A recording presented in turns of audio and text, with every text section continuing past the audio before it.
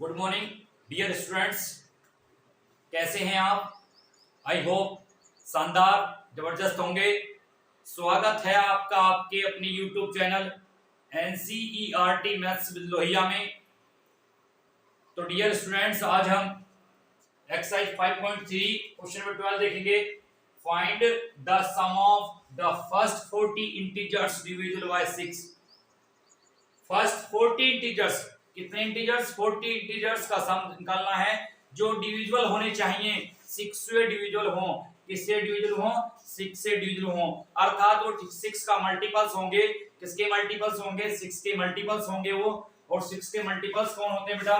6 होगा, 12 होगा, 18 होगा, 24 होगा, डैश डैश डैश। कितने इंटीजर्स चाहिए? टू 40 इंटीजर्स चाहिए। कितने? 40 इंटीजर्स चाहिए। A 6 हो जाएगा बेटा, B 12 minus 6 is equal to 6, N 40, Sn find करना है। Sn is equal to N upon 2, 2A plus N minus 1 into D, and 40 upon 2, 2A 6 plus 40 minus 1 into D, 20 time cut हुआ बेटा, 2 6 12 plus 39 to 6 20 12 plus 6 9 जा 54। Dear students, 6 जा 18 5 23 add कर लेंगे बेटा। 20 into 12 में 234 ऐड किया बेटा, 246 मल्टीपल्स करेंगे बेटा। 0 का 0, 2 6 जा 12, 2 4 जा 8, 19, 2 2 जा 4, 4920। क्वेश्चन था बेटा, find the sum of the first 40 integers divisible by 6। 6 से डिविजिबल होने चाहिए 40, फर्स्ट पहले वाले 40 इंटीजर्स का सम चाहिए मुझे। क्या चाहिए? Find the sum of the 40 integers. कितने? 40 इंटीजर्स का सम चाहिए जो कि डिविजिबल होना चाहिए। किससे? किससे डिविजिबल हो डियर स्टूडेंट? वो 6 से डिविजिबल हो। 6 से डिविजिबल वो होगा जो 6 का मल्टीपल्स होगा, जो 6 से कंप्लीटली डिवाइड वही माना जाता है बेटा। तो 6 12 18 24 dash dash dash 40, A6 D6 and 40 इसका सम चाहिए। तो S20 S40 हमने निकाला बेटा, S40 और S40 हमने कितना निकाला बेटा? Sum of the 40 integers divisible by 6 4920 आता है बेटा, 4920। डियर स्टूडेंट, क्वेश्चन नंबर 13 है find the sum of the 15 multiples of 8। And अभी लास्ट क्वेश्चन में आपको बताया बेटा, प्रीवियस क्वेश्चन में मैंने बताया मल्टीपल्स कौन किसके हैं जो मेरे टेबल में आते हैं, जो मुझसे कंप्लीटली डिवाइड हो जाते हैं, वो मेरे मल्टीपल्स हैं। वो मेरे क्या है? मल्टीपल्स है बेटा। क्वेश्चन बोलता है बेटा find the sum of the 15 multiples किसके? ऑफ 8 के। 8 के 15 मल्टीपल्स चाहिए। इसका मतलब 15 का टेबल लिखेंगे बेटा। 15 से जो कंप्लीटली डिवाइड हो रहा है वो 15 से नहीं, 8 से जो मल्टीपल्स, 8 से जो कंप्लीटली डिवाइड हो रहा है वो मल्टीपल्स है। किसका? 8 का। 8 का टेबल लिखेंगे बेटा। 8 16 24 डैश डैश डैश 215। कितने चाहिए?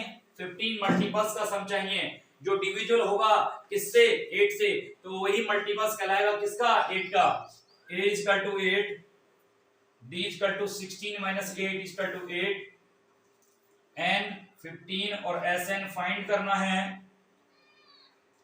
Sn is equal to N upon 2, 2A plus N minus 1 into D, 15 upon 2, 2A plus 15 minus 1 into D, 8, 15 upon 2, 2 8 is 16 plus 14 into 8, 15 upon 2, 16 plus 4 8 is 32, 8 बन जाए 8, 3 11, 15 upon 2 into 128 कट कर लेंगे बेटा 64, 15 into 64, 15 4 जा 60, 15 6 जा 90, 960 क्या आ जाएगा? S15 आ जाएगा। 15 मल्टीपल्स ऑफ किसके, find the sum of the 15 multiples of 8। 8 के मल्टीपल्स कौन होंगे जो 8 से कंप्लीटली डिवाइड हो रहे हैं। डियर स्टूडेंट्स, जो कंप्लीटली 8 से डिवाइड होते हैं वो 8 के मल्टीपल्स होते हैं। मेरे मल्टीपल्स कौन है, मेरे फैक्टर कौन है जो मुझसे कंप्लीटली डिवाइड हो रहे हैं, मैं उनका फैक्टर हूं। ठीक है, मेरे फैक्टर कौन है जो मुझे कंप्लीटली डिवाइड करते हैं। ऐसी मल्टीपल्स मेरे कौन है जिन्हें मैं कंप्लीटली डिवाइड करने की ताकत रखता हूं, क्षमता रखता हूं, जिनको मैं कंप्लीटली डिवाइड कर सकता हूं, वो मेरे मल्टीपल्स होते हैं। तो कितने 15 मल्टीपल्स चाहिए किसके, 8 के। तो 8 16 24 डैश डैश डैश 15 मल्टीपल्स का सम चाहिए था। a = 8 d = 8 n 15 s 15 निकाला बेटा मैंने, n फाइंड करना था sn, n 15 था, s 15 = कितना आता है बेटा 960 आता है। Sum of the 15 multiples of 8। Dear student 14 question है, find the sum of the 15 odd numbers between 0 और 50। कितने, find the sum of the odd numbers between 0 और 50। 0 और 50 के बीच में आने वाले ऑल ऑड नंबर्स, जितने भी ऑड नंबर्स 0 और 50 के बीच में आते हैं बेटा, उन सब का मुझे सम चाहिए। 0 ना तो ऑड है ना इवन है, 0 होल नंबर में आता है, नेचुरल नंबर में नहीं होता है। तो पहला ऑड नंबर 1 होगा, 3 होगा, 5 होगा, 7 होगा, dash dash dash dash. 50 already क्या होता है बेटा, 50 होता है, इवन नंबर ऑड नहीं होता है। तो 49 ऑड नंबर्स है। a = 1, d = 3 - 1 = 2, n फाइंड करना है और फिर sn भी फाइंड करना है। n फाइंड करने के लिए an = a + n - 1 into d। an कितना है बेटा, an 49 है, लास्ट वाली डिजिट 49 = 1 + n - 1 into d। 48 हो जाएगा बेटा, 1 लेस हो इधर, n - 1 into 2, 48 upon 2 = n - 1 और n - 1 = 24, n = 25 आ जाएगा बेटा। 25 नंबर ऐसे होंगे बेटा जो ऑड नंबर्स हैं, जो 0 और 50 के बीच में आते हैं, 25 ऑड नंबर्स होते हैं बेटा। ऐसे भी फाइंड करना था, s 25 = n/2 a + an लगा देंगे, 25/2 1 + 49, 25/2 into 50 कट करेंगे 25 टाइम, 25 into 25 625 आ जाएगा बेटा। s25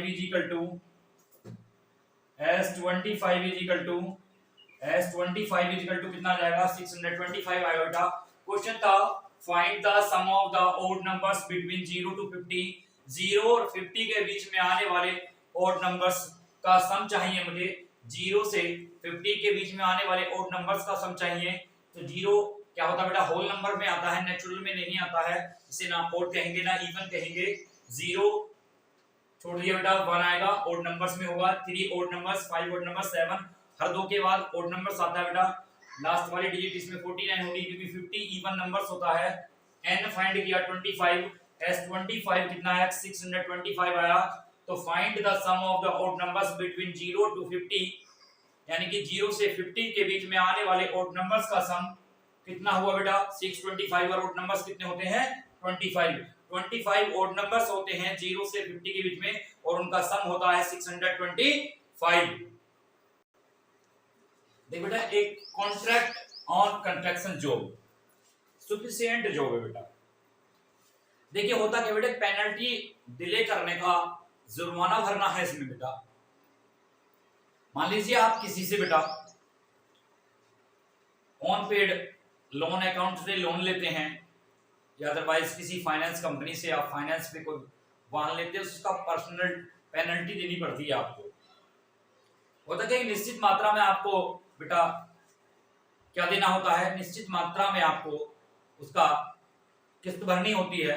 यदि आप किस्त नहीं देते हैं तो प्रतिदिन आपको पेनल्टी पीछे चार्ज करना पड़ता है।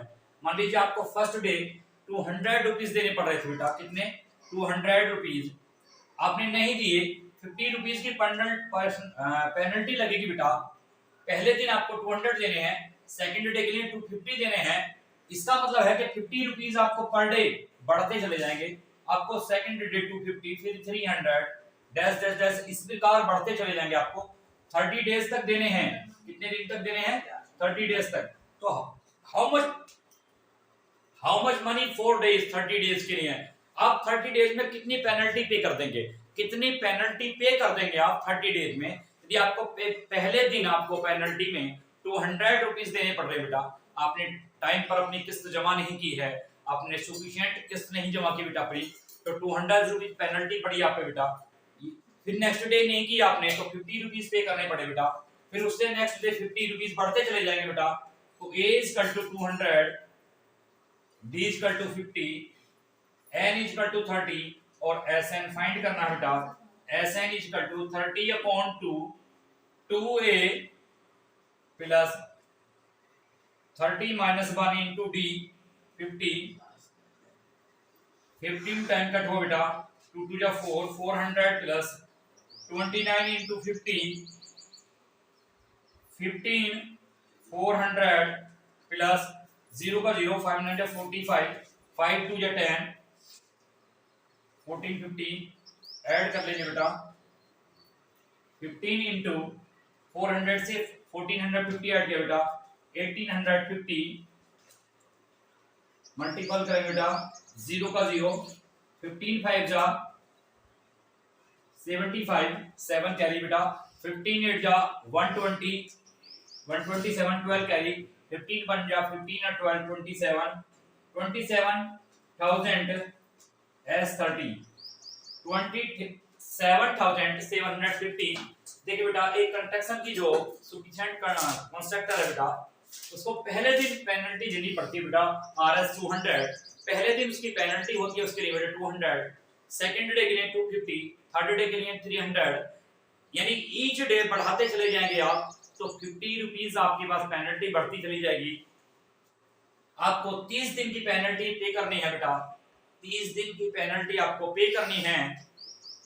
पहले दिन आपकी 200, 250, 300 और 30 डेज की आपको पेनल्टी पे करनी है। तो आपको पेनल्टी पे करनी पड़ेगी 27,750। ये पेनल्टी आपको पे करनी पड़ेगी कितने दिन के लिए? 30 डेज के लिए।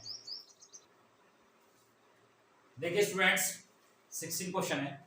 इससे पहले मैं आपसे एक हम्बल रिक्वेस्ट करूंगा बेटा, यदि आपको हमारी वीडियो पसंद आती है बेटा तो वीडियो को लाइक करें, हमारे चैनल को सब्सक्राइब करें, कमेंट्स करें, शेयर करें, हमारे साथ लगातार जुड़े रहें। हम भी आपके साथ जुड़े हुए हैं। किसी भी व्यक्ति को, किसी भी स्टूडेंट्स को बेटा किसी क्वेश्चन में डाउट है तो कमेंट सेक्शन में कमेंट्स करके पूछ सकते हैं बेटा। हम लगातार अपने कमेंट्स का रिप्लाई दे रहे हैं बेटा। जुड़े रहिए हमारे साथ। क्वेश्चन 16 है बेटा, a sum of RS 700 to be used to given 7 cash prizes. A sum of 700 to be used 7 cash prizes. 700 rupees है मेरे पास बेटा और उनको मैं 7 स्टूडेंट को कैश प्राइजेज में overall the academic performance of the school, किसी एक स्कूल के ओवरऑल परफॉर्मेंस, एकेडमिक परफॉर्मेंस के रूप में प्राइजेस को डिस्ट्रीब्यूट करना चाहता हूं। 700 रुपीज है मेरे पास बेटा और 7 प्राइजेस कैश प्राइजेस में मुझे डिस्ट्रीब्यूट करने हैं overall academic performance of the student of a school. किसी एक स्कूल के विद्यार्थियों को सेशनल एकेडमिक ओवरऑल परफॉर्मेंस उन बच्चों की आई है। किसी क्लास में जो फर्स्ट डिवीजन लाता है बेटा, मान लीजिए मैं उसको कैश प्राइजेस देना चाहता हूं और each prizes is RS 20 rupees less than 20 rupees less than. किसी को मैं 100 रुपीज प्राइस दे रहा हूं तो उससे नेक्स्ट वाले को 80 रुपीज दूंगा, उससे और नेक्स्ट वाले को मैं 60 रुपीज दूंगा।